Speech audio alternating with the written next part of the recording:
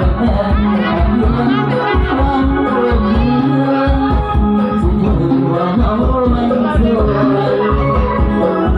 นี้กันดองเด้ออยู่ลาวเด้อพี่น้องเด้อกันดองอยู่ลาวเด้อเนี่ย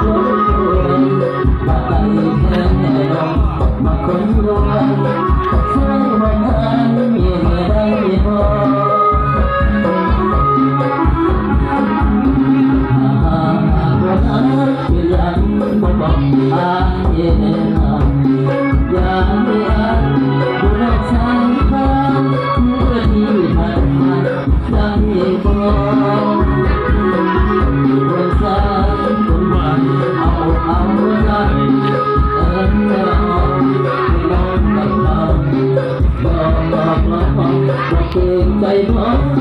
ห้ผู้รังมองการส่งเสียง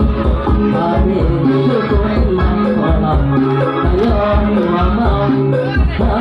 ช่องนั่นว่าเมาเราอย่างนั้นยังสาวผู้เสีย